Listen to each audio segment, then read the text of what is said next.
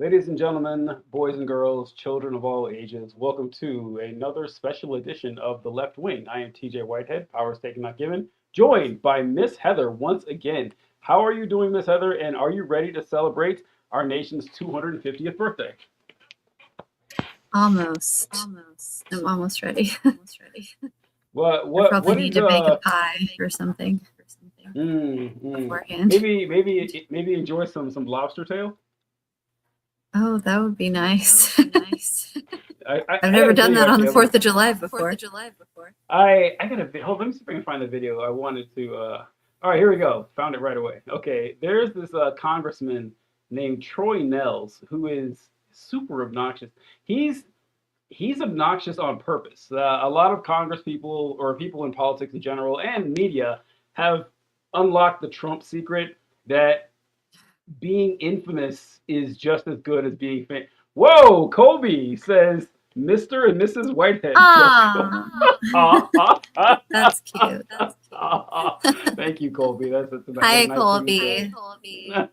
You're her favorite Number listener one now. fan now. All right. Like, so, I'm your number one fan.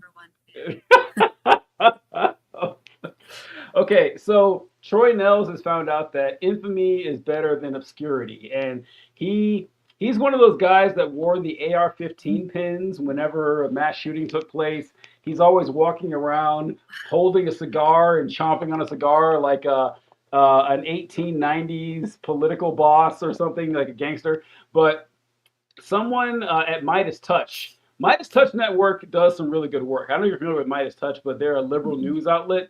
And Oh, Coach D, right? I think you know Coach D.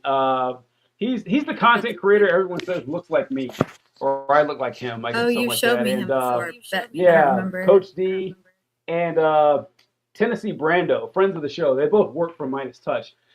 Anyway, someone interviewed Troy Nehls and they asked him about the affordability crisis that's taking place in the United States. People can't afford gas, they can't afford food, at prices for everything's going up. And here's his response. And let's see what old Troy Nehls has to say about the affordability crisis in the United States. Real quick, how do House Republicans make the case that you're fighting for affordability when you go back to your districts? Affordability? What are you talking about? Well, affordability is the big. I'm going to go there tomorrow. Over 4th. I'm going to get me a couple big lobster tails. I'm going to get me some nice ribeyes. I'm going to sit in my backyard with my family, my neighbors. And we're going to be enjoying the 4th, celebrating 250 years, the birthday.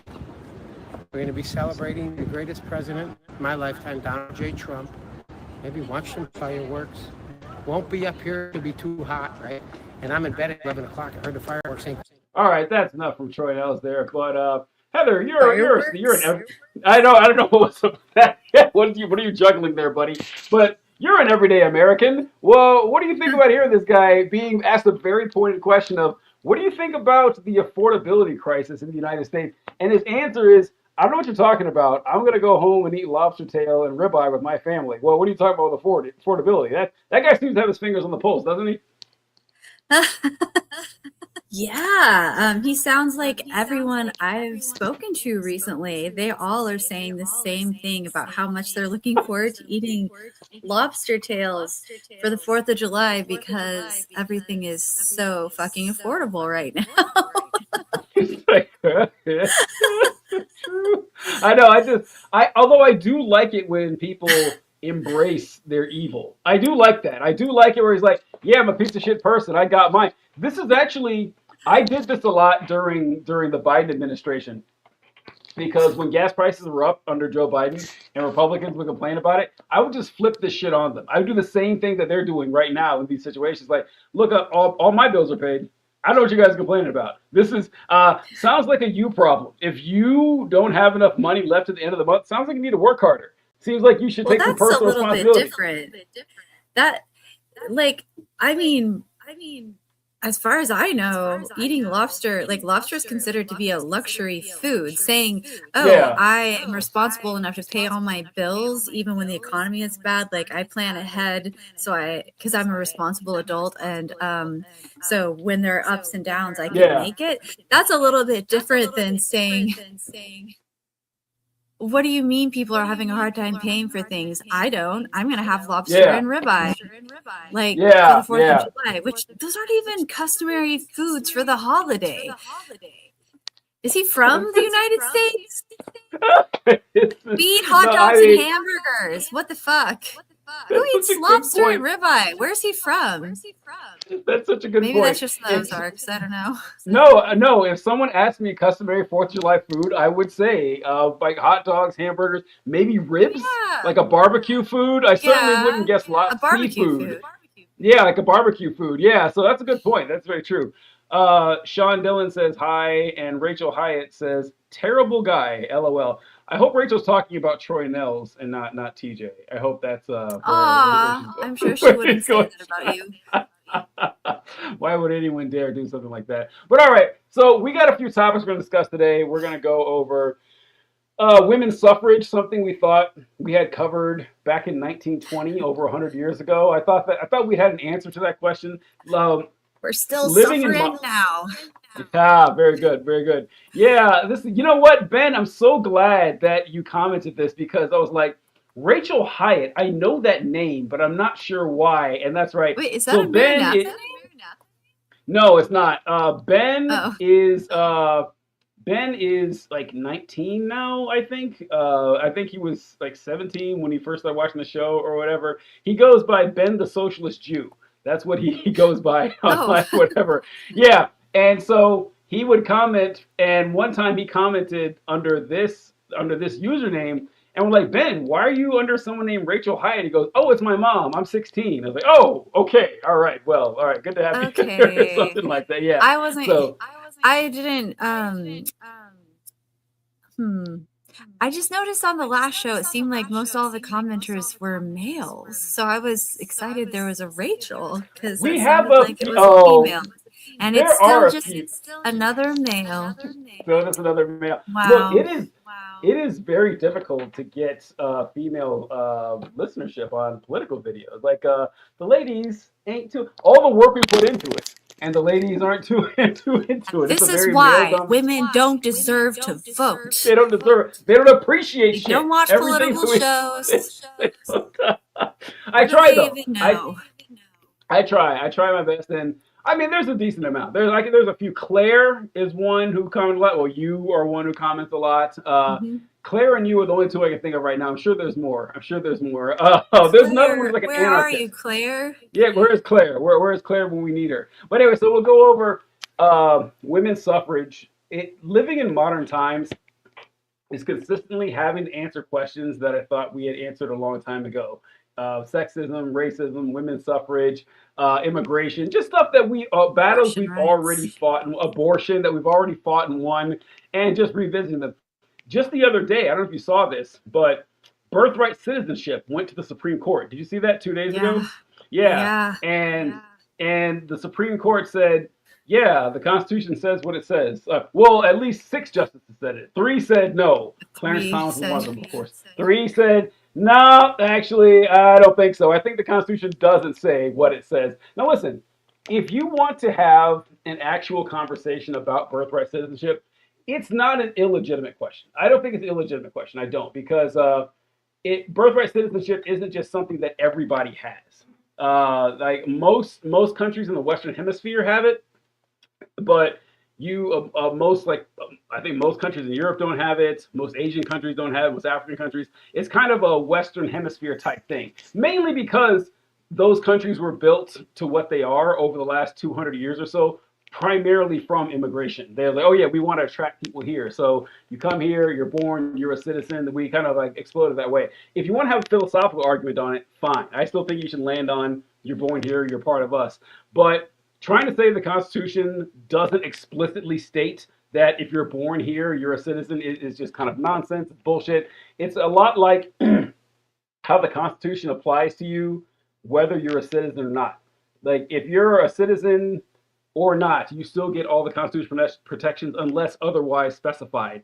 The Constitution was written to apply to all persons within the United States. Now, the founders could have said all citizens. They could have said that. They didn't. They said all persons. Yeah, you can't just. Which is why the due process is afforded to people who are arrested under charges of illegal immigration, they get due process too. It doesn't matter who you are. And they try to get upset about that, saying the Constitution shouldn't apply to foreigners or illegals. All right, then your problem is not with me. Your problem is with the Constitution, because that's what it says. So we'll go over that, and we'll go over a couple of films too. Obsession, which I hope Kyle is here. Kyle was wondering why we thought Obsession was so good. I don't know if we have an answer for him, like if you either like something or you don't. But you should like Obsession. I think that's the movie that you definitely should like. So, I have answers for Kyle. It was a great movie. All right, so we'll get to that. Kyle. All right, so question for you, Heather, since you're a little more familiar with this than everybody else. Kyle is here. Hi, guys. All right, so. Hi, Kyle. So, all right. Heather, I don't know if you saw, he said, I hopped on just in time. You did, Kyle. It's like his ears were itching, like his ears were burning. You heard someone talking about him, and then he hopped on or whatever.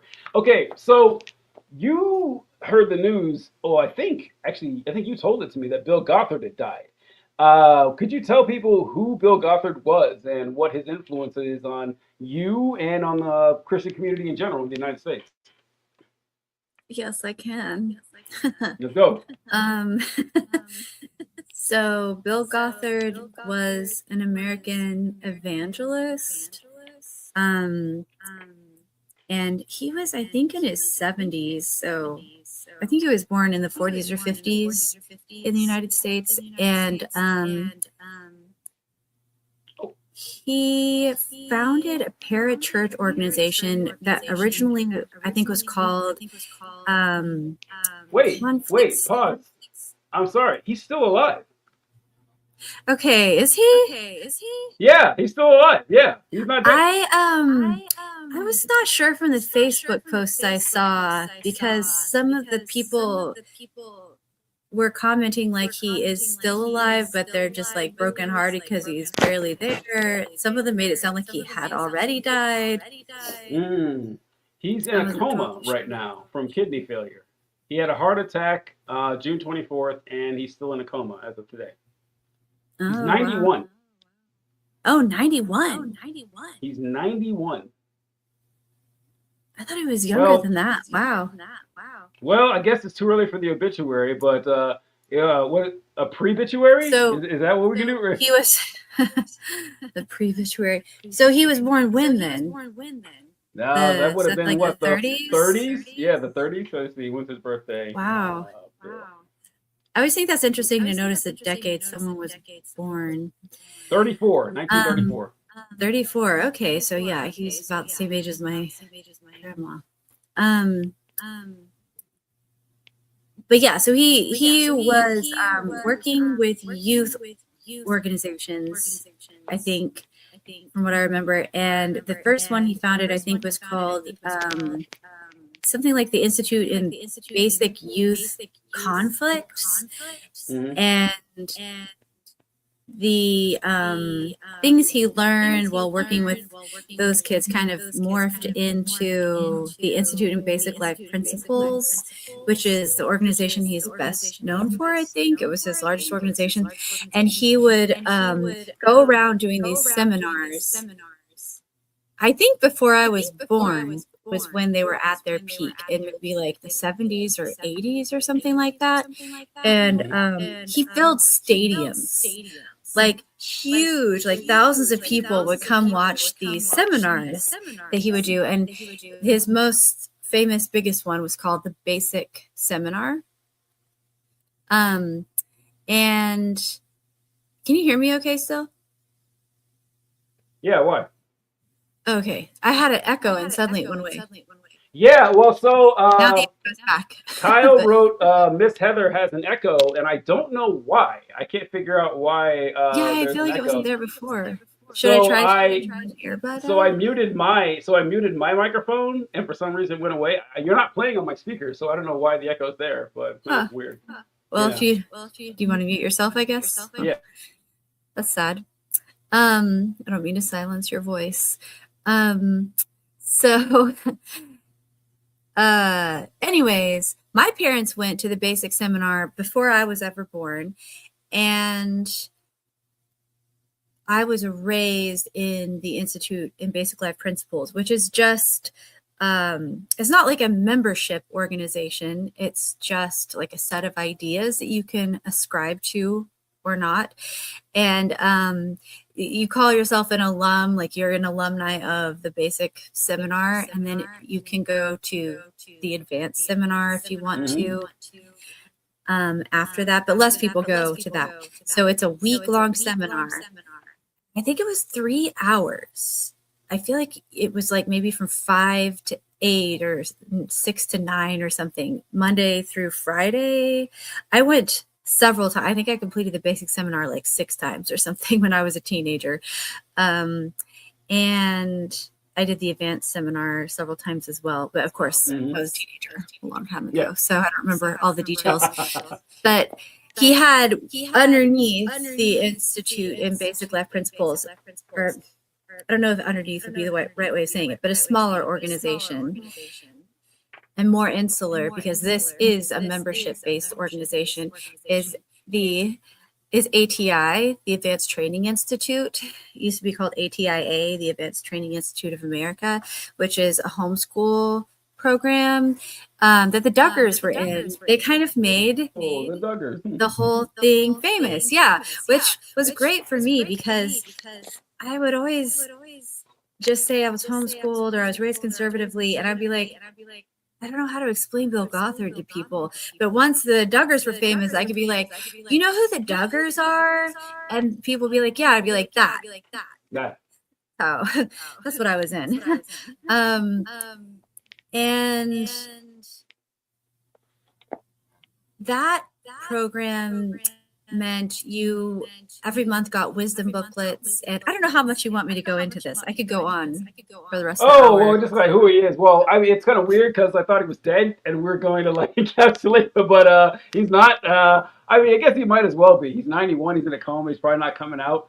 What's going to be the loss to the community with not having Bill Gothard around? How are you going to feel when you find out that Mr. Gothard has assumed room temperature? Like, how are you going to feel about that? How will I feel? Oh, yeah. Because we got a comment here from Colby and said, let's hope him and Mitch McConnell go at the same time. Like, when Mitch McConnell goes, listen, when Mitch McConnell dies, I'm not going to feel relieved or happiness. Honestly, it'll be kind of like when you see a war movie and you see Richard III versus Saladin or something. And it's like, you know what? Don't like that guy, but goddamn, I respect him. I respect the fuck out of Mitch McConnell. Mitch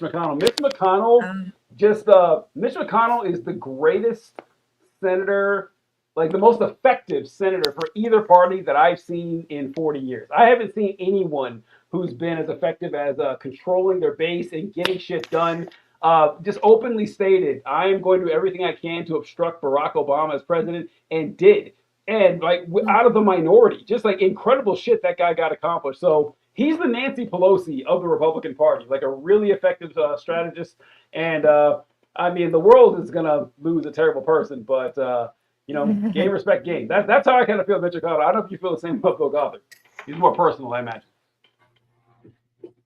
Yeah, I don't know that much about Mitch McConnell other than what I've seen in TikToks making fun of him, which those are always really funny. But I guess I have complex feelings about Bill Gothard because I really looked at him with the awe that a person would have towards a prophet. Like a living, like a man sent from God to show the way. Like I remember I met him when I was a teenager at a seminar I was at in Indianapolis. And I remember a girl who was in my team after said to me, she's like, wow, your face, like the way you were acting, it was like you were so happy to meet him. It's almost like you were meeting God or something like that. And I was like, yeah, it almost feels like that. Like it's a representative of God. And so I felt that he had changed my life. I felt he was going to transform my family because families who I saw in ATI were amazing and perfect. And the young people I saw just like he always would talk about having a bright countenance, and they did. They all had like a bright countenance, and I was like, oh, I want to be like that, because my family was in IBLP, but we didn't homeschool with ATI. We homeschooled just with like normal homeschool stuff. Yeah. um, so Christian fundamentalist, but ATI is a whole nother level. Yeah. And so when I saw families who were in ATI when I was a teenager, I'm like, why are we not in this? We've got to do this. Like his seminars are amazing. Like we've got to get into this. And so we got into it. And when I met him, I was just like, this man is transforming me, my family, and the world. He's going to transform the country and the world. Like he got character training into public schools, which I think is still going. I don't know for sure if he's the one who really started that or if somebody else is trying to do it at the same time. But like I used to do concerts in public schools to promote my studio, and they would be like, oh, our character quality this month is courage or whatever. So if you want to like tie that into your presentation, and I'm like, you're doing character training. He started that. Like I remember in the 90s, he would send ATI youth, I wanted to do it so bad, into these public schools to teach his character training was his big thing. He had all these character sketches. That's what we'd have our family devotions out of. There was like the bear story and the character quality. I forget what the one word for the character quality was, but it's like you're supposed to learn to obey your parents' unspoken wishes because the cubs didn't do what they knew their mother bear would have wanted them to do, and then the hunter caught them or something like that. So his material was really compelling and really gave you the feeling that he had uncovered things that everyone else had missed for the last 2,000 years. Nobody else noticed that this is what the Bible was trying to say. And he found it out. And now all you have to do is fast and pray for 40 days once a year, and you will know what God wants you to do. And if you go out in the woods, that was one of his things. Fasting and praying was such a big thing with him. And another thing was crying out to the Lord. Go out into the woods and like literally like groan and cry out loud. You have to go out in the woods because otherwise people will think you're crazy. But yeah, and just he had all these like magical little like put the coin in the gumball machine and get the gumball out, except God is the gumball machine. It's like he had all these magical things you could do to really get the Lord to notice you. And the only problem was like, well, okay, in my opinion, God's not real. And so huge flaw in this program. Yeah, bug in the system. And so like no matter how hard you try, no matter how long you go without eating, at some point you're going to discover God is not talking to me. And if you still believe in God and you're being honest with yourself and you're like, why is God not talking to me? He's talking to everyone else in this room. They all have a word from the Lord. And I'm trying to have one too. I'm doing all the same things they're doing, but I'm not hearing his voice. So that was really disillusioning for me as a Christian young person still. Yeah. Now, there's the comment. I've like, oh, sorry. No, go ahead. I was just saying the thing that's complex is that like huge amount of buy-in I had as a young person, and then the disillusionment, and now like I've left my faith altogether, and I just look back at that and I'm like, what a charlatan. And then I don't know if you heard about the Recovering Grace website, but him and his brother both were accused of all kinds of sexual misconduct towards the young women in his organization. I can't believe it. Yeah, surprise. Anyways, and he was never married, never had kids, giving all this. He was never married?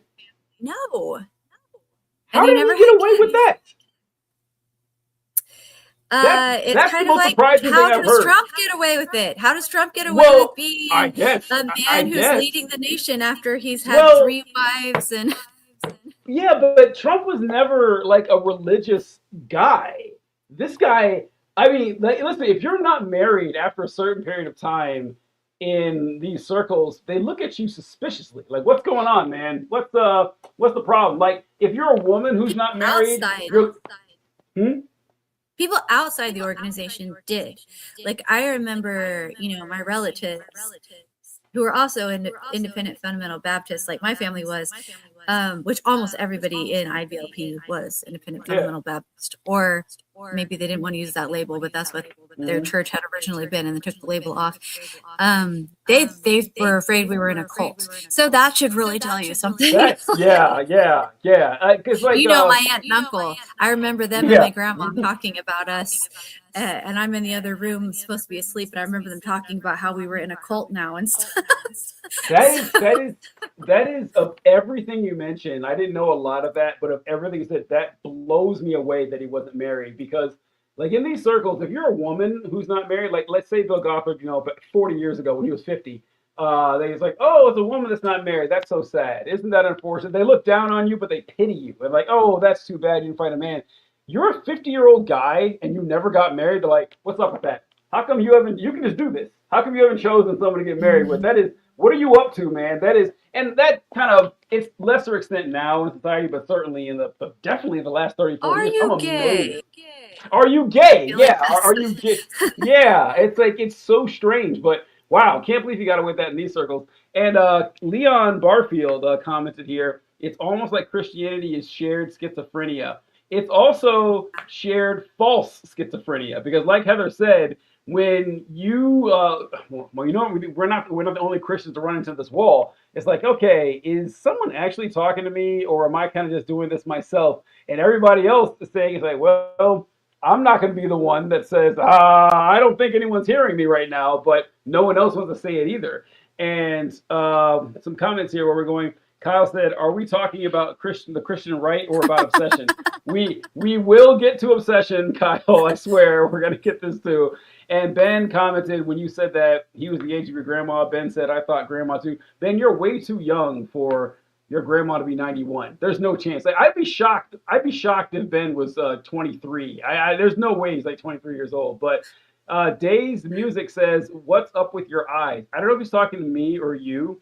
But either way, they're great eyes, right? They're awesome. These are and Cold338 says the caption of the video is "Should women be allowed to vote?" And Cold338 says absolutely not. Women should not be voting. I think the agree real with question you. is, should men be allowed to vote? Okay, hold on now. Let's get carried away. All right. No, Seems to be going terribly wrong since men have been allowed to vote.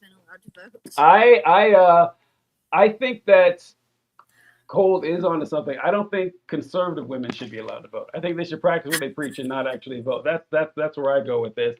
And Ben says, my mom had me when was in Hue.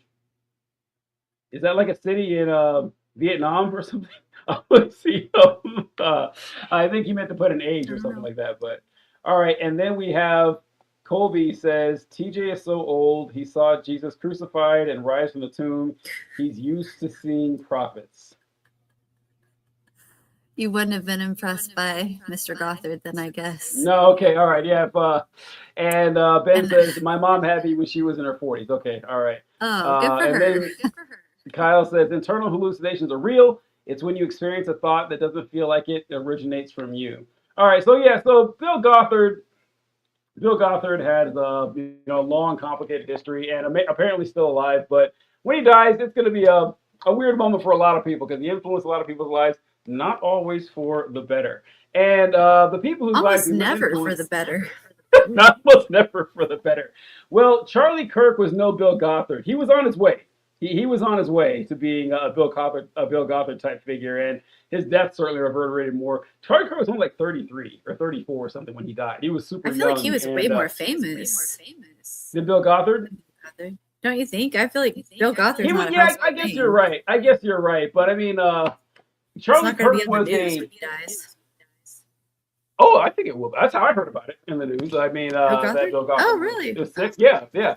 So, What I know. I but don't listen to the Bill news. Gothard, like Charlie Kirk was more famous, and he was like a political, cultural guy. But I guess I was talking about it from like a religious standpoint. That Bill Gothard, I mean, I wasn't part of that movement, but I knew Bill Gothard, like people in our circle. So yeah, Oh, you on, did. on the macro, yeah, he's bigger. But all right, so one thing that you'll find with a lot of consistency with a lot of these folks with the religious right is their disdain for women and women's ideas and their thoughts and their agency specifically. And this clip is something that's been going around a lot over the last couple of weeks, and I wanted to get into a little bit. It's, I forget, CBS, I think, doing an expose on some women at Turning Point USA and their thoughts on women and women's right to vote. And let's see what they got to say about this. I'm sure we'll agree with everything. I'm going to start this off really strong. I don't think women should vote anyways. If somebody asked me, if the government was like, okay, if we could have a more conservative country, if all women gave up their vote, I would gladly give up my right to vote to have a more conservative country. There's a lot of churches that talk about it. Stone argues that women voters are too liberal, so the U.S. should shift to a one vote per household system. Now, is that a hill I'm going to die on and run for office and try to complete? No, that's not my main message. That's just one of the opinions Why the that hell I would you hold. run for I want office? to pause. I want to pause right Bitch. here and say exactly that. It's like, listen, I would love to see the You think you can run for hilarious office, but you can't vote? the hilarious irony of a campaign of a woman saying, "I'm running for office to take away women's right to vote," and presumably, logically, consistently, their ability to run for office. I would love to see a woman run on that Yeah. campaign just to see. I was like, how do you think this is gonna work here? This doesn't make any sense at all. But yeah, I thought that was pretty funny too. I wanted the comment on that. All right, let's get her back up here. It's not a hill she's gonna die on, Heather. Like this isn't a. I'm glad that it's not a hill she's gonna die on.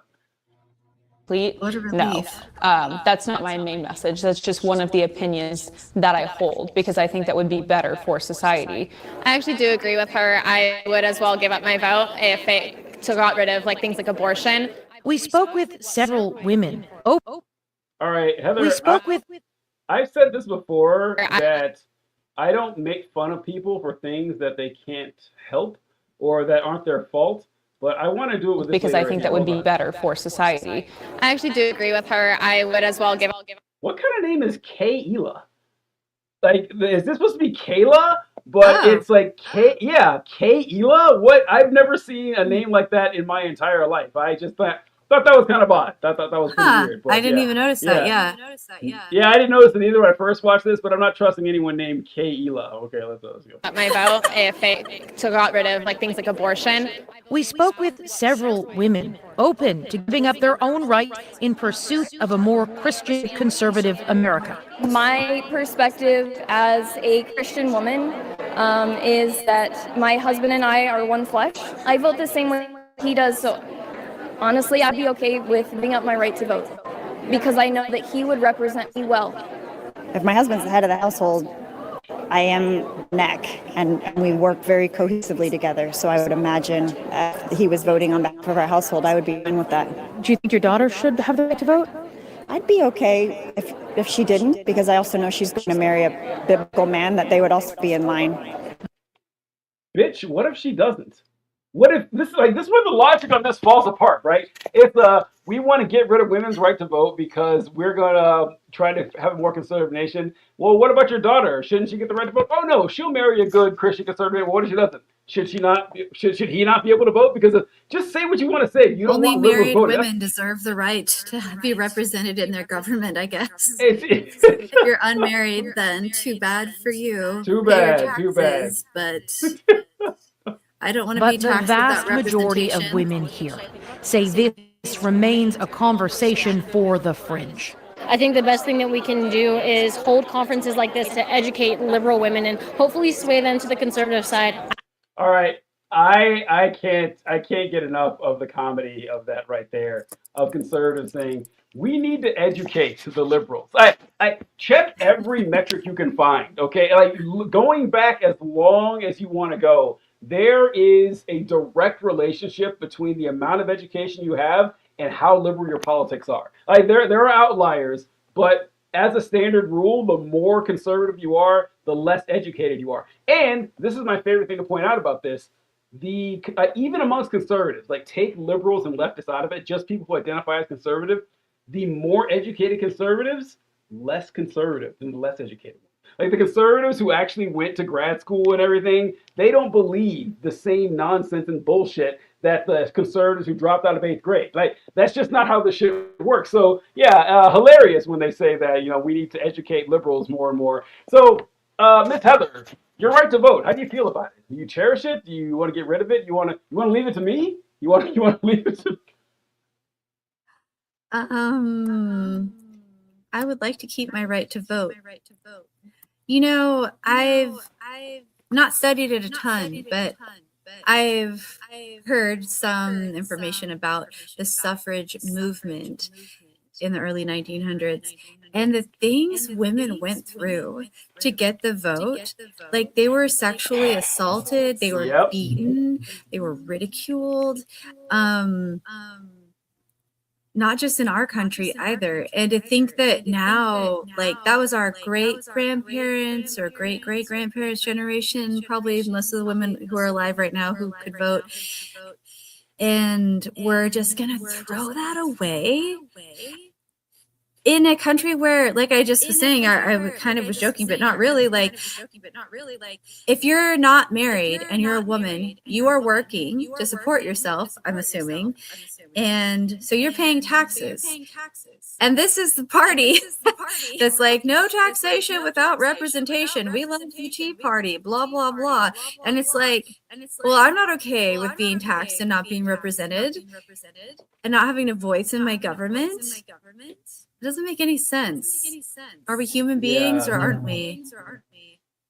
That's something that I find super annoying whenever people say that, oh, voting doesn't matter. You know, if voting actually made a difference, then the government wouldn't let you do it. You've heard people say stuff like that, that nonsense. It's like, man, you know what people fucking went through just to get the right to vote? Like how many people suffered and literally died just so you could have the right to vote, only for you to like just look down on it years later saying, this shit doesn't matter. I don't know what you guys are getting all up in arms about.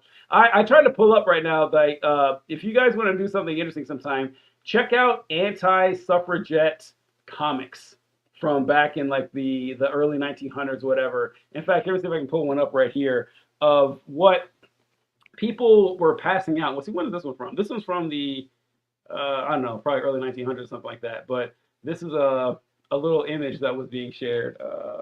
Let's see, women's. Okay, here we go. Right here. So this is an image of a man in an apron. Can you imagine? And the top left corner says, "Everyone works but mother. She's a suffragette." And you have a man washing clothes in a bin there. He's got an apron on. The baby's down there with a cat. And the bottom it says, "I want to vote, but my wife won't let me." This was the propaganda people were using for suffragettes, saying that the suffragettes, not only, it's kind of the same thing people do now. It's like when you try to get rights for one group of people, they think you're taking rights away from another. So men are saying, if women get the right to vote, then I guess I won't have the right to vote. Absolutely. What were you looking at? I'm trying to. Oh, I was trying to read the blue sign. The blue sign says everybody works but mother, she's a suffragette. So, yeah. And so, yeah, this is the kind of stuff that you're going to find all over the place when you're talking about women's right to vote. And I also wanted to comment on the last woman who talked there, and the narrator stated, other women at the conference said that these conversations about women not voting and repealing the 19th Amendment, this is to the fringe of our group. This isn't common amongst our group. And look, I'm willing to take them at their word. Heather and I growing up, we heard, I guarantee Heather heard this. I heard this too. I heard from more than a few people saying, yeah, I don't think women should have the right to vote. I wouldn't say that was the normal view. That was a view like maybe I heard from. Then. It was the fringe. Yeah, it was the fringe. I believe that. However, the percentage of that fringe is higher amongst conservative right than any other group in the nation. You will Oh, never yeah. walk into, yeah, you will. So they can say it's fringe and it could be true, but it is the largest subsection of the population that has a group who thinks like that. Kind of like they have with like, flat earthers or creationists or stuff like that. This is just how the thing goes. But this is a consequence of the growing influence of the Christian right. I couldn't have imagined 10 years ago having a legitimate. I was trying to find the video on my YouTube channel. Power's taking not giving on my YouTube channel, but I have a whole video where I have like 6 or 8 conservative women influencers saying that, yeah, I think the 19th Amendment should be repealed. Not men. You can find plenty of men saying that, but Matt Walsh put out some. This isn't on women voting, but he said that the worst justices of the Supreme Court have all been women. He put up a picture of Ketanji Brown Jackson, Alana Kagan, Sotomayor, and Amy Coney Barrett, a Republican. He put up because they all voted against birthright or for birthright citizenship. And he put up their picture, not John Roberts. He didn't put his picture there, but he said these 4 women are the worst justices ever been in the Supreme Court. We really need to talk about this. So yeah, it's a growing problem, and I think that we treated the Christian right like a fringe for far too long, and that the sooner we confront them, the better on this. All right, comments here. Sorry, am I? Colby says, or Kyle says, I agree with TJ. Women who don't believe they should vote shouldn't vote. Yeah. In her defense, Go for yeah, it. practice what you preach, right? Yeah, I'm all with you there. In her defense, women were elected to public office before women were legally allowed to vote. That's true. That did happen. Really? And, I didn't know that. Yeah, that did happen. Yep, that happened Huh. a few times. And Jeanette Rankin was the first woman elected to federal office in the United States, winning a seat in the House of Representatives from Montana in 1916. The 19th Amendment was ratified in 1920. However, the 19th Amendment guaranteed women's right to vote in however many states we had in 1920, but a lot of states had already granted women the right to vote. So there was no federal guarantee for that right, but a lot of states had already done it by the time. So I'm not sure. So I'm sure that played a part in it too. Colby says, Soldier Boy nailed it when he said banning abortion would be a big problem for him. Yeah. I wonder if the law said anything about holding public office for women. I mean, in the Because did the 20th law Amendment? say women aren't allowed to vote? Sorry, that's kind of a little off topic, I guess, because that's from the past, not from So it's present. weird. It's weird. The Constitution doesn't explicitly grant citizens the right to vote anywhere. It doesn't. Like I remember I was just when going to I say, was in, how did they know Yeah. women weren't allowed to vote? because the states limited. The state said we're only going to allow males of property to vote. That's just what the state said. And eventually, with movements over the years, the Constitution says states cannot be permitted to ban people based on X, Y, or Z. So like you can ban people based on age, right? You have a 14-year-old wants to vote, the state can say no. But the state says anyone over 18 or 21 it used to be, and it says you can't take away someone's right to vote based on age. Now you can't take away based on sex. You can't take away based on skin color. But the Constitution never says that citizens have the right to vote. It's not there. It just says you can't bar someone from voting based on that. Yeah. And so Colby says TJ is withholding his firsthand knowledge of living with self-betrayal. Come on, Colby. Jesus. Every time now, every other comment. Okay. No. Once again, don't encourage this guy. Don't encourage this guy. All right. Kyle says, communist countries have mandatory voting. Russia has a higher voter turnout than we do. There are tons of places where people vote and it doesn't matter. And in those places, governments also try hard to stop the votes. Okay, so that's funny. It's not just communist countries. Australia has mandatory voting. Australia is not a communist. There are several non-communist countries where you have to vote. If you don't, they will track you down. Yeah, they will track you down and say, hey, you haven't voted. And if you don't, they fine you. Now, I am not in favor. I think John is. I think John is in favor of mandatory voting. I find that kind of weird. I'm not in favor of mandatory voting. Yeah, it just seems kind of odd to me. But listen. Also, it's kind of weird. Like Russia. So Russia's not a communist country, but they did have mandatory voting when they were communists. They were. It was a very big deal. Like there was this, like when Stalin was running for office, like people were sick in hospitals, and like government would show up like, hey, here you go, fill out your voting card. Let's get this guy going here. But they take it very seriously here. Okay. Power is taken, not given, rather fascist. Common ground found on the Supreme Court of the United States opinion. All right, listen, Mel Gilliam here. You know how when people are criticizing people who talk about how evolution is real, and they say, yeah, evolution is obviously real. We have a lot of evidence for it. And they say, oh, so you believe in survival of the fittest. Survival of the fittest is your philosophy. And I have to calmly explain to them in very small words, or as slowly as I can, that survival of the fittest is not a prescriptive term. It is a descriptive term, okay? Like, that's just how it fucking is, okay? If you fall into the middle of the Atlantic Ocean, you are not fit to live there. You are going to die very quickly. You drop a whale in there, the whale's going to do better than you. That's just how it is. The more fit you are to survive in your environment, the better your chance of survival are. Power is taken, not given is not a prescriptive term. It is a descriptive term. Like, if someone gives you power, great. That person can take it away. If you take the power, that is also yours to keep. You fucking moron. I don't know how I can keep doing this. This is just Jesus. This is terrible. All right, we're gonna get to obsession because we kind of ran with that a little bit more than I thought it to. Okay. I know. I'm on Kyle's side with his comment. Which Before one? the show started, Kyle, TJ's like, Oh. we're going to talk about women's suffrage and we're going to talk about Bill Gothard. I'm like, wait, I thought we were talking about obsession, which is what I was told before the last show. And now here are all these topics I did not even think through beforehand. But Okay. Kyle, Okay. it's All right. the Okay. trials of working with this man. Oh yeah. We just do fine. the best we can.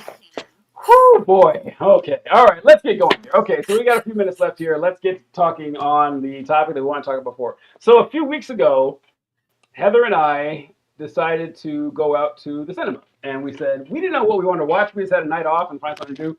So we looked up the movies that were playing in the theaters and we saw the names. We didn't know anything about them. And we looked up a trailer to one movie. I don't even remember the name of the movie. It was some horror film about people who got stranded on the side of the road, and like this ghost was after them. Yeah, and it looked pretty good. We're like, okay, well, we'll check that out.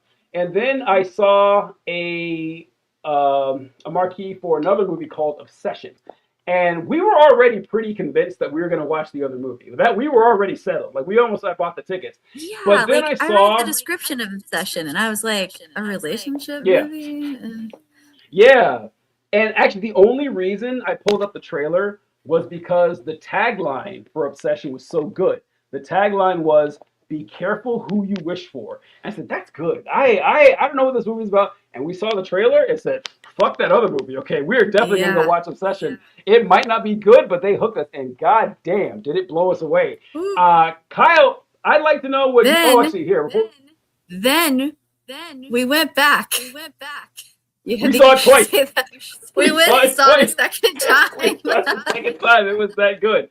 All right. So Kyle says, Obsession seemed like it could have been a good movie, but it was so boring to me. I've already seen and read the plot. Don't wish for love because it always goes wrong.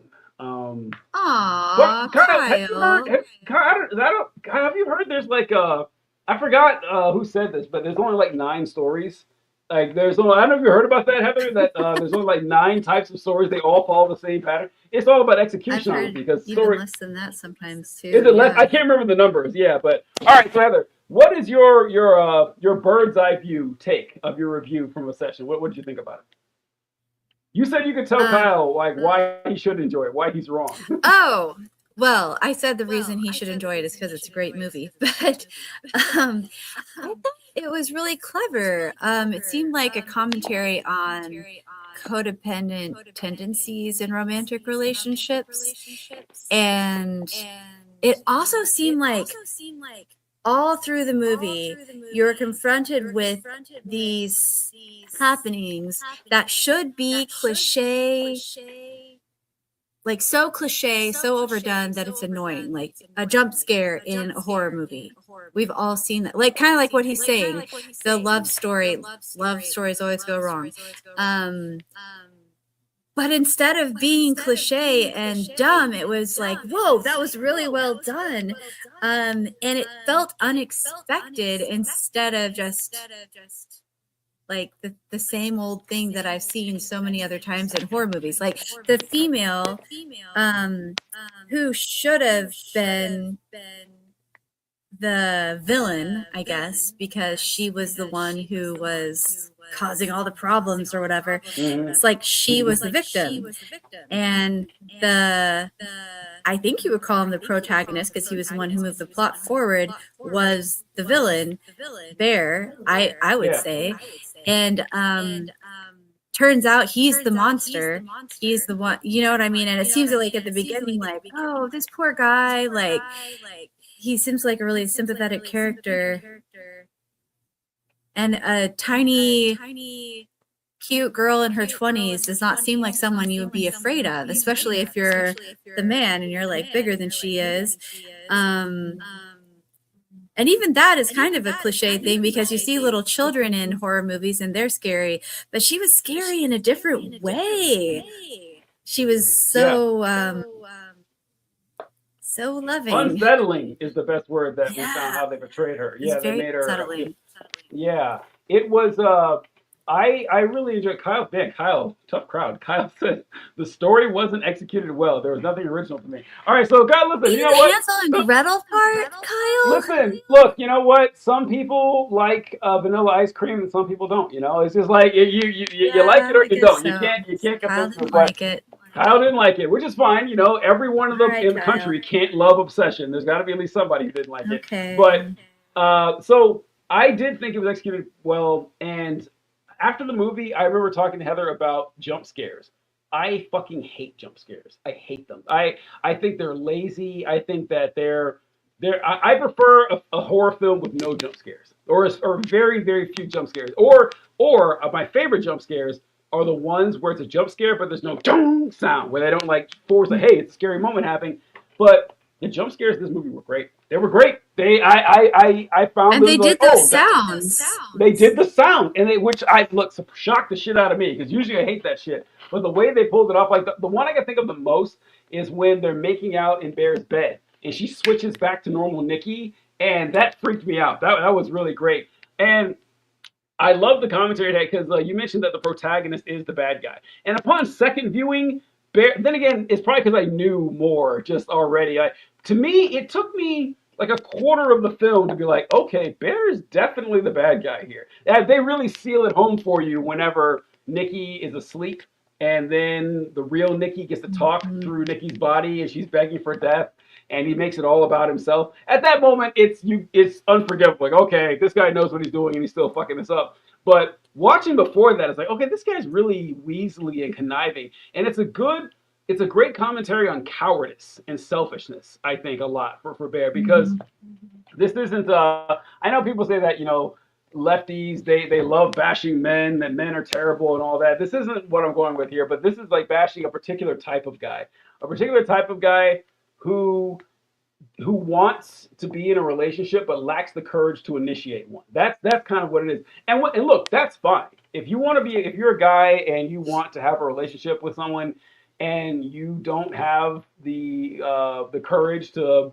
bring up the fact that you're attracted to someone or to make a move, that's fine. Just don't bitch about it, okay? That you can be that person, but you can't just expect people to be attracted to you out of nowhere. That's not usually how this works. So Bear is there, you know, talking to Ian and saying, hey, I'm really attracted to Nikki. What should I do? How can you help? Which, you know, good advice. He's practicing on the waitress. I do like that the waitress is sitting there hearing Bear practice his lines and stuff. And she's saying, oh, this is great. This is fantastic. And I remember thinking the second time watching, well, what else is she going to fucking say? I mean, she wants a tip, right? If I'm the waitress too, I'm like, this is weird. I got a job to do, and I'm here listening to you practice your speech on this girl here. I just want to kind of get out of here and get my money. And so, yeah, you know, he's kind of going with that. And then the part of the moments when the second viewing, when I got even angrier than the first time, is when Nikki actually silver platters him an opportunity to tell his feelings. It's like, hey man, do you like me? Because now is the time to say, I've never had that opportunity had that happen where it's like, hey, do you like me? If so, just let me know.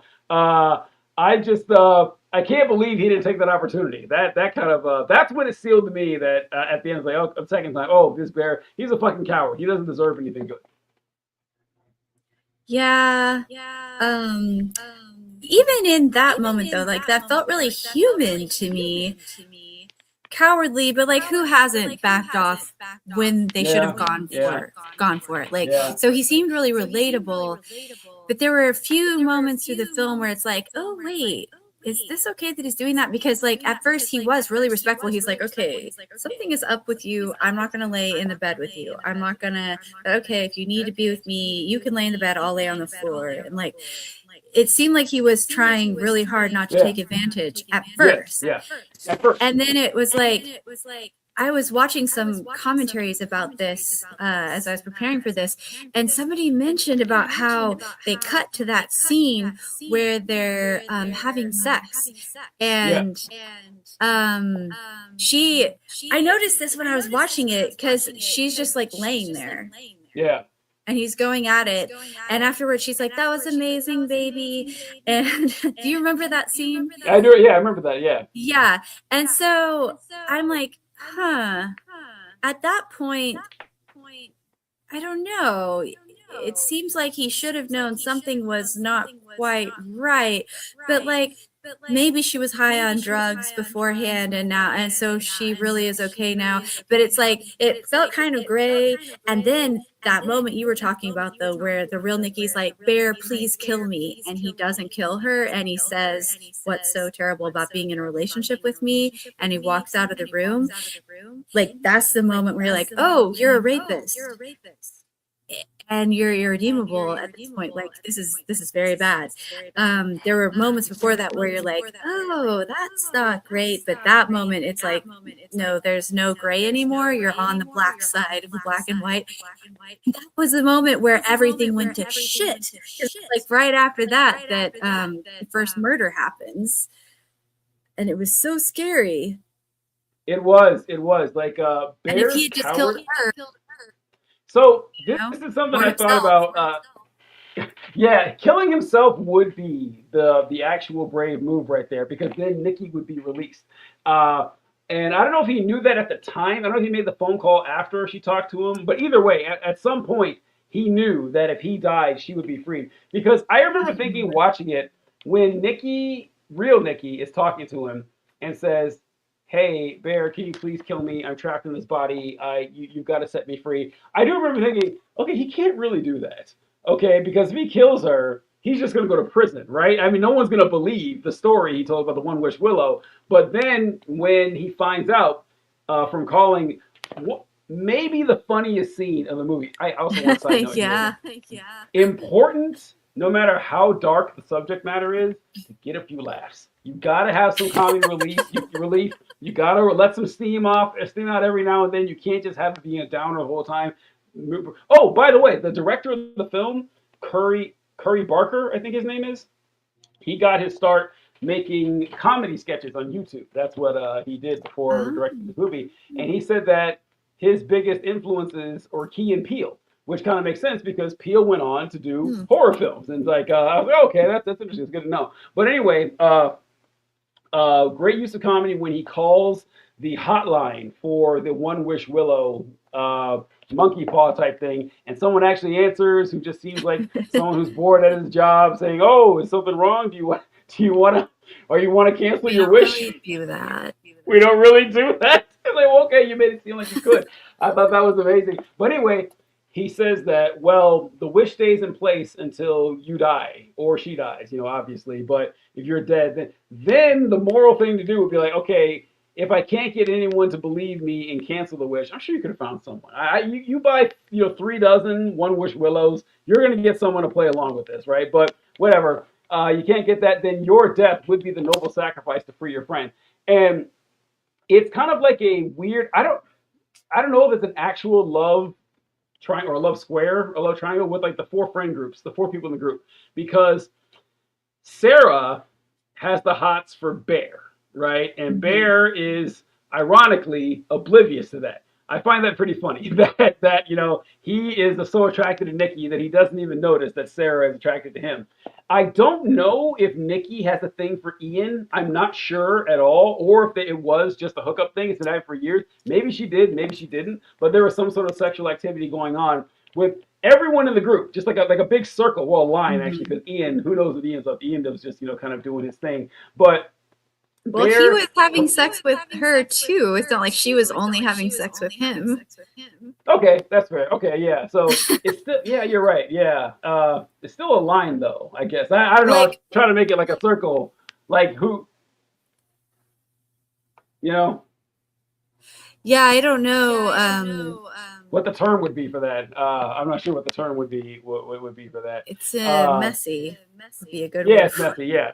So yeah, they have all that going on, and Bear is his cowardice for not taking responsibility for that wish right there ends up immediately killing Sarah when evil Nikki shows up, and horrifying death scene for poor Sarah, by the way. I mean, Nikki didn't have it coming either, but Sarah wasn't involved in this at all. She's just minding her own business, and gets her head bashed into a brick over and over again, and in a terrible, brutal death scene that she has right there. And then Ian ends up getting shot by possessed Nikki, and then Bear ends up dying as well. The one question I had, I don't know if you had time to think about this, or you said you watched a few reviews on it since then. I've been trying to answer a few questions here. Like, we had one with, why was she walking backwards? Like one of the creepiest scenes in the movie toward the end when she's talking to him and she starts walking and sounds like talking backwards. I wait for it to come out on video, see if someone can backmash that and find exactly what she was saying. But that was weird. And the other part that thought was really weird that I don't think I still haven't heard anybody explain that, by the way. Yeah, it was just. Yeah, I can't wait till it comes out and people will be like really deep diving, dissecting it. Can't wait for that. I've also been waiting. This one doesn't require a video review, but why did she feed him the cat? I can't understand that part. I don't know why, like, possessed Nikki would feel the need to pull his cat out of the dumpster and feed it to him. I can't understand it. That is an interesting question. I thought that too.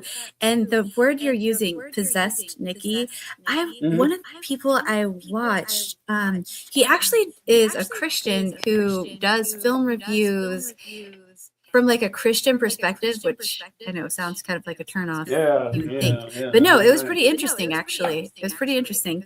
But so he's of course like he believes in demon possession.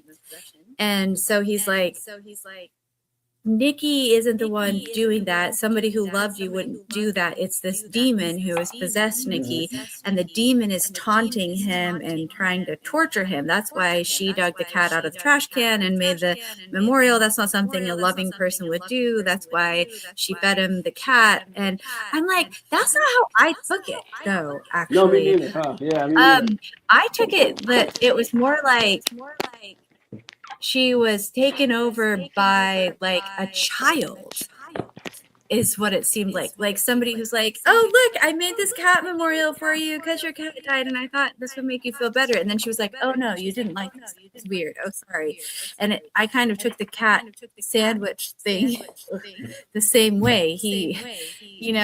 She's like, oh, you love your cat. I bet eating your cat would make you feel even closer to your cat because she ate it too and threw up from it, They both threw up from it. So she apparently didn't think, I don't think she was doing it to taunt him. I think she was just like confused. Like when she's like, is this good?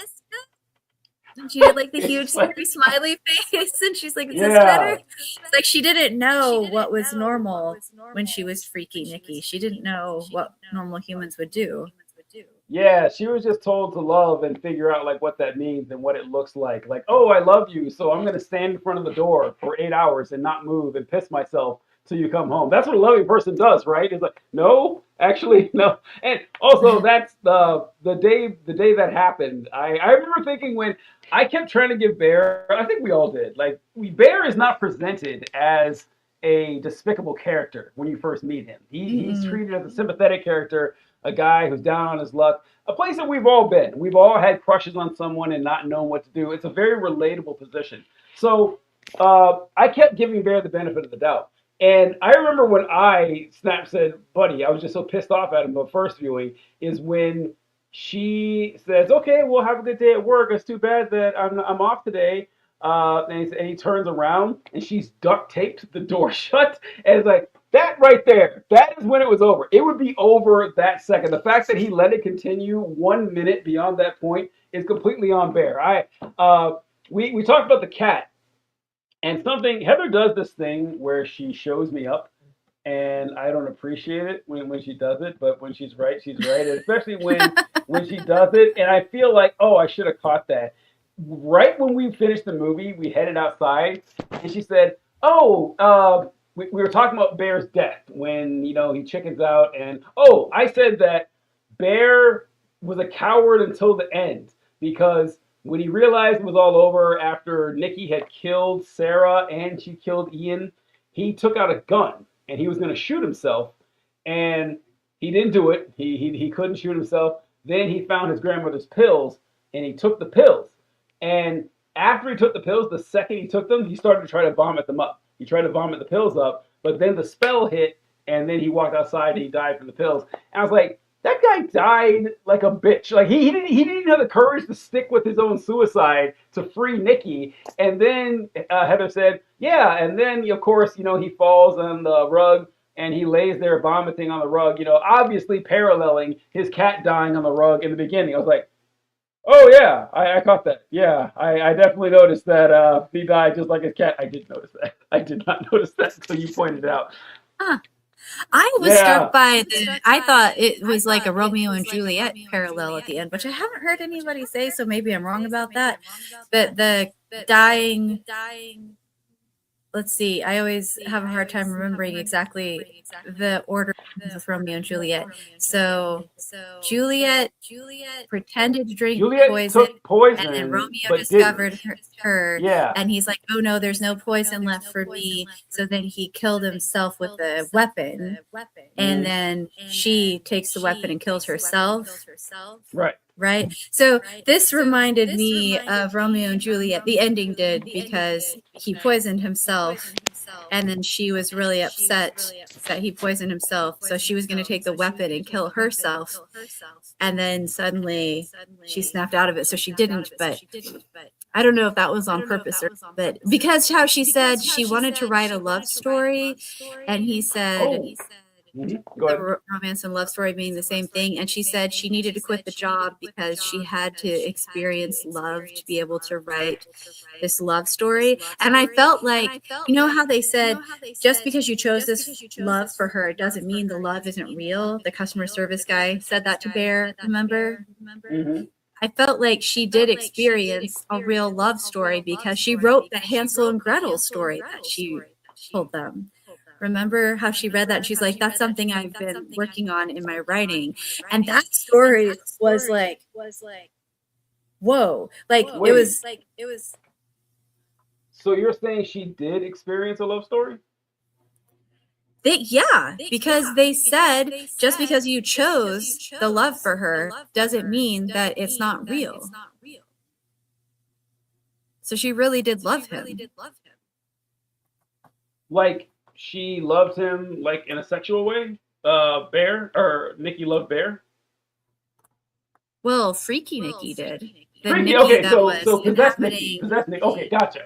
Yeah. Okay, all right. I see. Yeah. Because I heard someone else talking about this, the love versus romance thing. Because when they were driving, she said she wanted a love story, and Bear's like, oh, so a romance? She goes, no, not a romance, a love.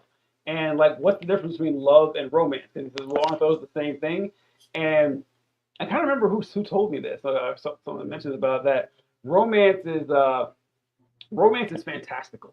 Romance is full of like grand gestures. Romance is like one of my favorite animes is Dragon Ball, and the opening to Dragon Ball, the original Dragon Ball series, is a song called "I'll Give You Romance." And Dragon Ball is not a show about like love and romance. There is love and romance in the show. There's plenty of couples in there. Goku and Chi-Chi get married. They have babies. Bulma and Vegeta, if anyone calls that a love or whatever. But in the context where the song is saying I'll give you romance, it's like I'll give you an adventure is what it actually means. And so romance is just, it's cool, it's fascinating, but love, ask any married couple on Facebook, what do they always say? Love is work, love is hard, love is difficult, love is a slog night and day. There's like love is like they say this in church all the time. Love isn't an emotion. Love is a dedication. Love is a decision. Love is like, I love this person. I'm going to do whatever I can to make this relationship work. I'm going to do things I don't want to. I'm going to go out of my way to make this person happy. The romance is like the cherry on the sundae, but the love is the actual foundation. And I don't think Bear understood that, but Nikki in her sane state did. What do you think about that? Yeah, I love how when he said, "Aren't they the same thing?" Mm-hmm. And she just didn't say anything. She didn't And I answer. felt She didn't so- even answer. yeah, You're right. Yeah. I felt so that she was just like, "Oh, you don't get me at all." In that moment, it's like what I would have felt if I were her. It reminds me of like if you read Wuthering Heights, not the movie that just came out, which was I loved. How was it that movie, by the way? but How was Wuthering Heights? I loved Wuthering Heights, but it's not really anything like the book. I reread the book afterwards just to be sure because I was like, that was way better of a movie than I remember the book being. And I remember at the end of the book just having an overwhelming urge to like slip my wrists or something. Ugh. And I read the book again. And I'm like, yeah, that book. Woo, it's more like a hate novel. But that's how love is. Novel. Yeah, like love, passion. It's like it'll make you do crazy things, kind of like she did, Yeah. and like yeah. he did as well. And you know, Uh, something somebody pointed out that I had not noticed. I just remember at the end there, after she put on Sarah's clothes and like copied her tattoos yeah, the and all that tattoos. stuff, Yeah. and she had Sarah like arranged with no clothes on and all that. I remember thinking she looked kind of strange, and I couldn't exactly put together what it was. They said, I didn't notice this. Maybe you did. She scalped Nikki. She's wearing. You told me Nikki's that. No, you hair. told me that. That was you. You mentioned that the second time we watched the movie. You said, "Hey, Oh, did really? you notice that she had?" That was Oh, you. I forgot that I noticed remember. it. I remember you saying that. Yeah, because I didn't notice that, and then Oh. you're like, "Did she scalp her?" I was like, "Oh wow, I didn't catch that." But yeah, that's terrifying. Yeah, it's Ugh. just really, this is And she's like kinda- smoking the cigarette. Like She's smoking the frantically. cigarette. Yeah. It's just- do I look like Sarah now? Do you want to fuck me, please? It's like, yeah. And Mel says, wishing for love isn't a bad thing. Obsessing about finding it is where it goes south. Yeah, and that's another lesson that you learn is that one problem a lot of people have is that they will develop a crush or an attraction on somebody, and it goes south. Either the feelings aren't reciprocated, or maybe it just doesn't work out. And you kind of start to forget that there are literally billions of other people on the planet. You're like, oh, okay, this crush didn't like me back. I don't know what I'm going to do. And you kind of become obsessed with that person, which is what happened to Bear. And obsession isn't good. And this is why, this is a Red Pill TJ is going to appear for like 45 seconds. Okay, he comes up every now and then. Listen, Red Pill TJ has a lot of great advice up there. Oh, actually, maybe give me 90 seconds of Red Pill TJ here, because all right, one other thing I'll say is, fellas, if you want to have a good time, take your lady to go see Wuthering Heights, okay, with Margot Robbie. It's not right on theaters anymore, but rent it or whatever and watch Wuthering Heights, and do it now, thank me later. But okay, so one thing is you don't want to overdo it whenever you're attracted to someone. If you're going on a first date, don't bring her flowers. Okay, don't do that. Don't bring flowers on the first date. Now, I know the ladies will say something different. Don't listen to them. You want to catch a fish. Don't listen to a fish. Listen to a fisherman. Okay, you bring flowers on a first date. All right, they're gonna think, wow, what's up with the flowers? This is a bit much. We're not together. Like, I don't know you. You're committing way too much to it. And the last thing you want to come off as someone who's desperate and needy. Because look, if a woman is obsessed over you as a man, it's generally not going to be like what happened in Obsession, okay? It's just like, all right, it's going to be uncomfortable. If a man is obsessed over a woman, that can go very, very badly for a woman. And so if she gets the feeling that you are obsessed with her, it's going to freak her the fuck out. And it should. And it should. This shouldn't be a red pill take, but it is, because I'm telling guys, don't lay off too much interest early on, because it's going to terrify her, and it will. So, stick with that advice right there. But, yeah, the Bears whole. Let's see, what did I write in my comments here that I wanted to get to, because this is taking longer than I thought. That's what she said. Oh no. Actually, I did cover everything I wanted. Okay, but if you have any other notes on Obsession, then I wrote all mine. I didn't write any down. I guess I should have. I think that was mostly everything. All right, the scalping thing, the possession thing. Yeah, Bears. We didn't talk much about Ian. We talked about Sarah a lot, but Ian. Do we think Ian was a good guy or a bad guy? Was Ian?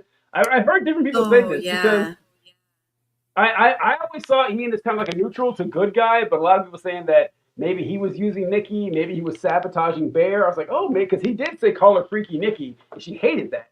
And so I was like, oh, maybe he did try to sabotage Bear. I don't know, but they kind of kept that up in the air. I thought that was pretty good. But I liked when he wished for the $1 billion. And go ahead. Yeah, Bear. The two outside friends. Sarah and Ian.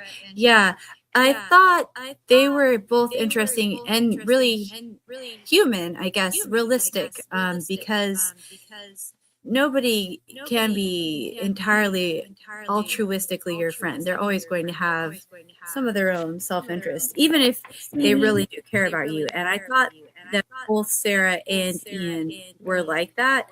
I think Ian really was a good guy and really was trying to help Bear. I don't think he was trying to sabotage him, but he had been screwing Nikki, and so maybe he was upset that wasn't going to be an option anymore. Like, they didn't really clarify that. He thought Nikki was doing this just to make him jealous. Well, maybe she broke things off with him. Maybe Nikki broke things off with Ian, and he was hurt by that. Like, nobody actually knows how things ended between Ian and Nikki, or why.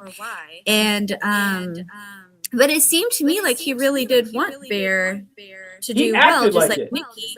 Yeah, just like Nikki, she didn't encourage Bear to go for Sarah, but she passed on Sarah's message. Even if she had, because I think Nikki might have had feelings for Bear, or almost had feelings for him, even though she said she didn't, from the way she was acting.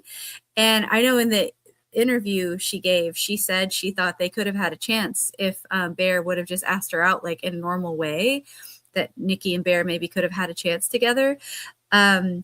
So I feel like all of them kind of were like, I really do care about this person, but also I care about me too. Because when Sarah was talking to Bear in the car right before she was brutally murdered, she's like, oh, well, I feel like Nikki's taking advantage of you. And Ian is like, oh, Bear, I feel like you're taking advantage of Nikki. Well, they both were right without being able to know about the wish thing. They both would have been right, in a way. But they also both had an ulterior motive at play. Because Sarah liked Bear and Ian liked Nikki. So yeah, it's hard. Yeah, it's hard to say. I kind of like, because these things are messy. And also, we got a comment from Kyle a while ago. We were trying to figure out how to describe this love triangle, this love square that doesn't really connect. Kyle says it's called the love conga line. That's good. That's pretty good. That's pretty good. And Rachel Bella from TikTok, she's like, OMG, I caught you live. So lucky. That's right. We wow, what a nice thing to say. We got comments here. Babe, Where My Dinner At says, this show is so much better without John. I'm going to save this and send it to John. Oh no, don't send that to John. That is great. Okay. This guy is and just then hangry. He doesn't know where his dinner is. I know. I mean, but we all say some messed up stuff like that. All right. So the last few minutes here, we also watched the movie called. Oh wait, Hugh Jass joined in and says, "Just joined. Has anyone told you that Heather has a very bad echo? But it's not my fault, Hugh Jass. Like this is hard to listen to." And then he commented, "Oh wow, now it's fixed. Okay, so you're good. You're good, I guess. All right." So Hugh Jass is being Hugh Jass to Miss Heather with the echo, whatever. All right. So wrap up. We also watched another film. Well, two films for the first time. Well, Heather's first time. Kill Bill. What did you think about Kill Bill? Oh, wow. I was stunned by that movie. I didn't expect to like the movie. I'd heard people talk about, like, people have described the movie before to me, and I did not feel interested at all. And I was worried you were going to show me this movie, and your media recommendations are almost like kind of, they're a point of pride for you, I'd say, for good reason. They are. Like, That's you true. have That's excellent true. media recommendations. Yeah. And so I was a little concerned because you'd show me some other of that guy's films, and the violence, I just have a hard time with violence and gore. It's not, I don't enjoy, or like torture scenes. Like I don't enjoy brutality. I was afraid. The story I knew you would love. The only question I had was the gore, because I don't like how much gore is in Quentin Tarantino films. I find it to be over the top. I think they'd be better without it. And I said, oh man, especially the first Kill Bill with the Crazy 88 fight scene and everything. Oh, that's a lot of gore. That's actually my least favorite part of the movie, by the way, when she's fighting the Crazy 88. But the rest of it, I thought you would be in on. And before we continue, Kyle says he loved Kill Bill. So there, we got something. Well, there. that's Okay. good. And Rachel says, hey, we love John. It's not either or. We love her too. Okay. So, all right. So you did enjoy Kill Bill. What was your favorite part? I know my favorite part. I think it's your favorite part too. But your favorite part of the film? Oh, my favorite part? Mine was Oren Ishii. Like her whole story, the cartoon of her being a little kid, and the final fight with her. My favorite parts of both films are that character. Well, so full disclosure, I may have eaten a gummy before, and then the first movie was so good, I immediately had to watch the second movie immediately, and so I don't know. It was like 11 o'clock at night. It was like 11 o'clock at night. And Heather's like, so I don't know if I we gotta can finish say this is the first one and this is the second one very clearly. Okay, fair enough. But my favorite part, I wasn't prepared for that question. Yeah, well, favorite parts then. I Not might your agree some with of your favorite things. you because that cartoon part, that was running through my mind a lot today, actually, and just like this little girl hiding under the bed. I liked how they had her say the word whimper. Yeah, that was great. She captured And it sounded like a whimper. Yeah, that was how it was like. I'm trying to put into words. It's like there were several moments in the film where it felt like this should be silly or goofy or dumb, and or hokey, cheesy, something like that, kind of. And like that would be a moment like that where it's like you expect a person to whimper, you don't expect them to say whimper, but it was brilliant. I loved it. And there were a lot of moments like that, like the karate moves or whatever martial arts. I don't know. I probably am saying the wrong name of it, but it's probably not karate, but whatever it was she was learning from that guy with the white beard. Hai Mei, yeah. And she's all like doing these moves. They look almost like they should be silly. Like I almost wanted to laugh, but then I'm like, oh, but that's really fierce actually. Oh fuck. Did she just like take out that girl's eyeball? That was so badass. and so surprising that it it worked. Just this little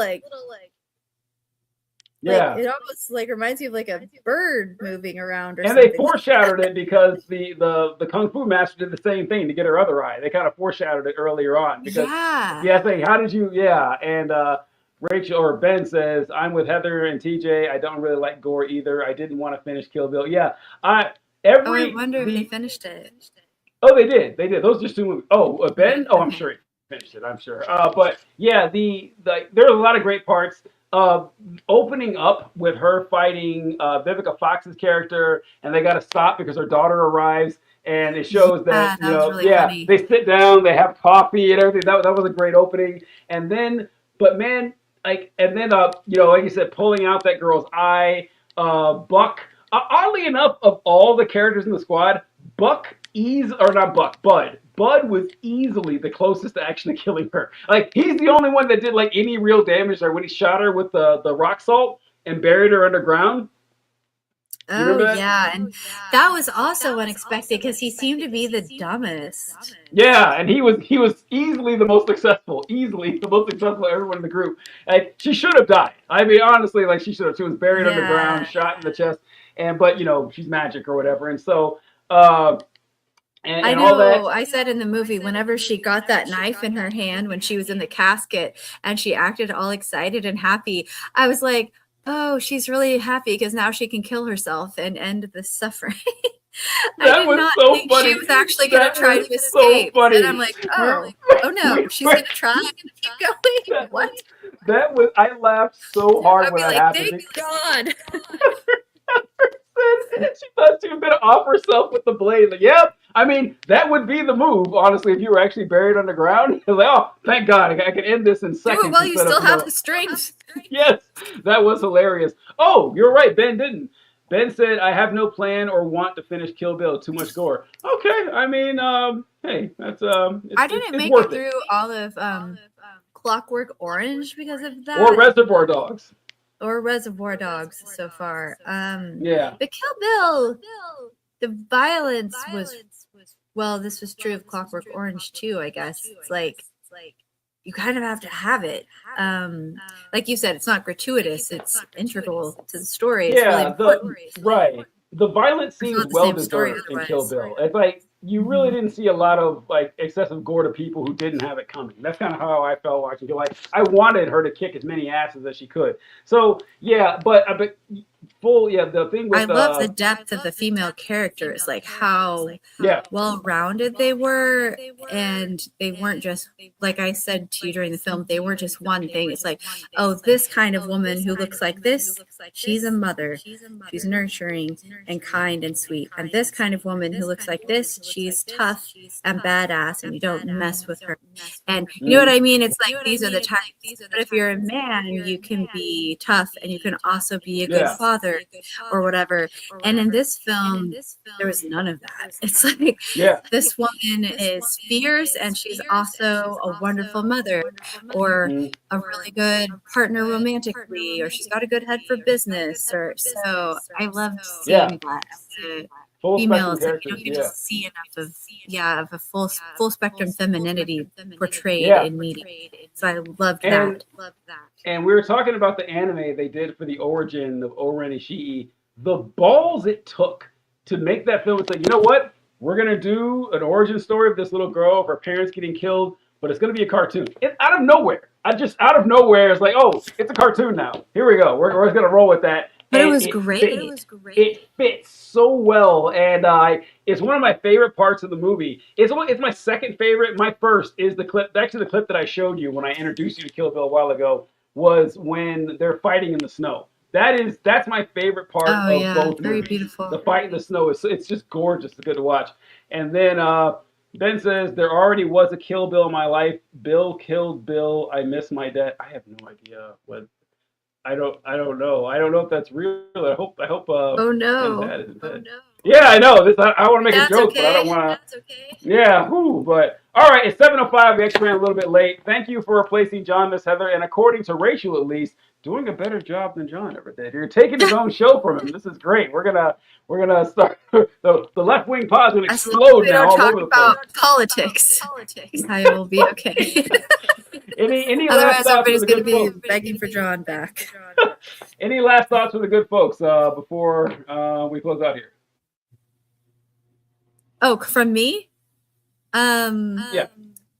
Have a happy 250th 4th of July, everybody. Enjoy your lobster and sirloin steak, since I guess that's what everybody will be enjoying Very good this callback. Saturday. Enjoy it. And Ben says that was real, unfortunately. Well, sorry to hear that, Ben. Oh, I'm so sorry. Wow. But everyone, enjoy your 4th of July. Enjoy your. Ben says, I hope I get a pizza. You deserve it, my man. You deserve it. Long-time listener. Yes. Long-time listener, Ben. All right. We'll catch you guys later. Have a good one. Thanks for joining us. Bye.